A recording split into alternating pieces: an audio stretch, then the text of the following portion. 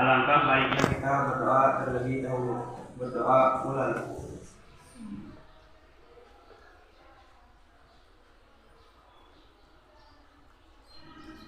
Berdoa selesai. Tanggal berapa? Ada yang masih ingat? Masa lupa? 12. Siapa yang tidak hadir hari ini? Hadir semua, alhamdulillah ya. Anda semua harus sehat, semangat ya. Karena sekarang cuaca sedang tidak mendukung. Hari ini hujan dari jam 4 pagi ya. Dari jam 4 pagi itu hujan, jadi harus diperhatikan kesehatan supaya bisa setiap hari berangkat ke sekolah ya. Oke. Untuk selanjutnya silahkan sebelum materi dimulai rapihkan dulu tempat duduknya, jangan sampai ada sampah di dalam kolong meja ya. Biasanya perempuan beli cimol, sampahnya itu dimasukkan ya. Halo halo Bandung, semuanya bisa kan? Bisa ya, masa tidak bisa halo Bandung ya. Oke, kita pimpin dulu 1, 2, 3 ya, siap.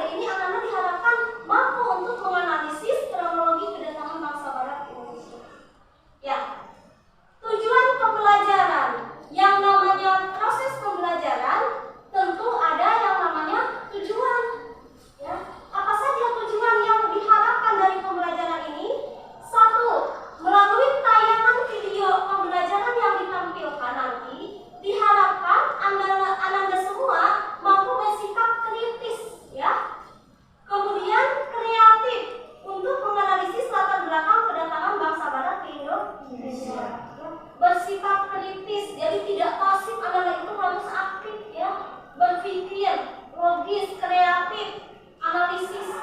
Itu yang diharapkan dari pembelajaran ini. Itu tujuan yang pertama. Kemudian nanti melalui diskusi kelompok ya, anak-anak diharapkan mampu berkomunikasi dan bekerja sama. Nanti akan Ibu sampaikan ya bagaimana mekanisme pembelajaran hari ini.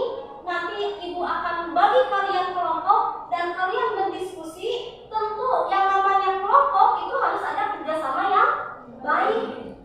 Tidak boleh materi yang Ibu tugaskan itu dikerjakan oleh salah seorang. Tidak ya, itu akan berpengaruh nanti kepada penilaian. Ya, jadi diharapkan melalui diskusi ini peserta didik mampu berkomunikasi dan bekerja sama dengan baik untuk menganalisis kronologi kedatangan bangsa Barat ke Indonesia. 53. Ya, bagus. Nah, untuk mempelajari lebih lanjut ya dari materi yang akan Ibu selesaikan di pembelajaran hari ini, Anda tadi sesuai dengan kelompoknya akan Ibu berikan LKPD ya. Apa LKPD? Lembar kerja peserta didik. Ya, silakan.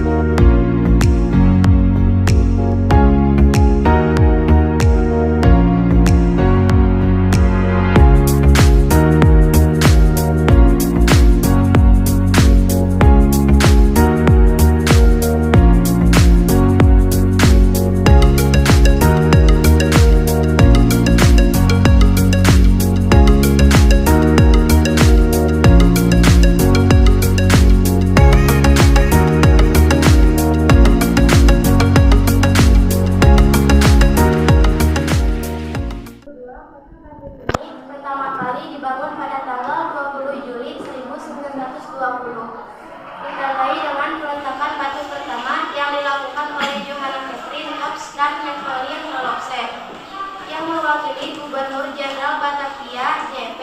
Greff van Limburg. Pembangunan ini berlangsung selama 4 tahun dan selesai pada bulan September tahun 1924. Sekian penjelasan dari kami. Selanjutnya, kepada teman-teman yang ingin bertanya, dipersilakan. Mengapa gedung sate menjadi bangunan bersejarah? Didiskusikan dulu, barangkali notulen ditulis ya. Silakan diskusikan dulu. Pertanyaannya mengapa Gedung sate menjadi bangunan bersejarah? Mengapa gedung sate menjadi bangunan bersejarah di Indonesia? Silakan didiskusikan. Udah jawabannya? Sudah. Silakan disampaikan jawabannya. Baik, saya akan menjawab pertanyaan dari Naila. Pertanyaannya, mengapa gedung sate menjadi bangunan bersejarah? Pada 3 Desember, terjadi peristiwa bersejarah di gedung ini, yaitu adanya korban yang jatuh sebanyak 7 orang karena ingin mempertahankan gedung sate ini dari pasukan Gurkha. Untuk mengenang 7 pemuda tersebut, maka dibuatlah tugu batu yang ada di halaman belakang gedung sate. Apakah jawabannya sudah puas? Moderator silakan tanyakan.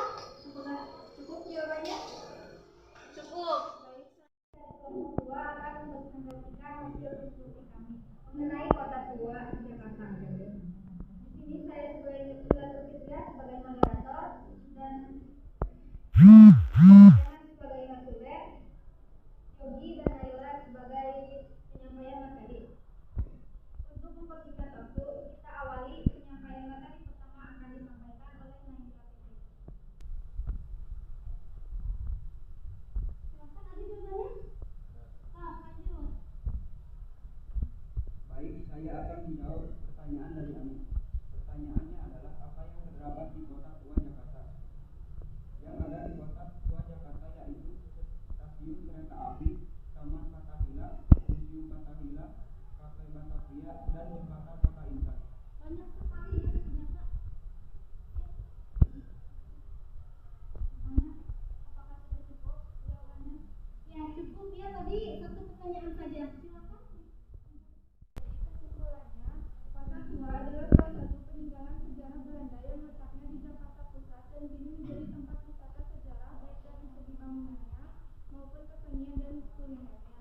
sehingga kota tua menjadi sarana untuk menarik minat wisatawan baik lokal maupun mancanegara. Sekian presentasi dari kelompok kami. Bila ada salah mohon dimaafkan dan bila ada rasa mohon diungkapkan. Iya, benar ibu. Bangga berupaya saya pamit undur diri. Terima kasih atas perhatiannya. Wabillahi taufiq wal hidayah. Wassalamualaikum warahmatullahi wabarakatuh. Ya, setelah pemugaran pada tahun 1996 sampai 1997, tak jauh dari pintu masuk, benteng ini sebuah ruang kecil menampilkan informasi yang cukup lengkap tentang benteng ini. Adapun fungsi benteng Toluko pada masa dulu yaitu sebagai pertahanan sekaligus tempat penyimpanan rempah-rempah asli Ternate. Benteng Pradebu Yogyakarta terletak di dekat Gunung Agung dan Keraton Yogyakarta ini mulai dibangun pada abad ke-18, lebih tepatnya pada tahun 1760. Benteng Pradebu dibangun atau didirikan oleh Sultan Hamengkubuwono I atas permintaan pihak Belanda. Adapun fungsi dari benteng Pradebu yaitu pada masa lalu difungsikan sebagai benteng pertahanan. Sedangkan pada masa sekarang difungsikan sebagai museum khusus perjuangan nasional. Baiklah, saya akan membuka sesi pertanyaan. Silakan kepada teman-teman apabila ada yang ingin bertanya. Saya ingin bertanya kepada kamu. Apa tujuan bangunan benteng Pradebu Yogyakarta? Apa tujuan bangunan benteng Pradebu Yogyakarta? Yaitu untuk memudahkan pengawasan pihak Belanda terhadap segala kegiatan Keraton Yogyakarta.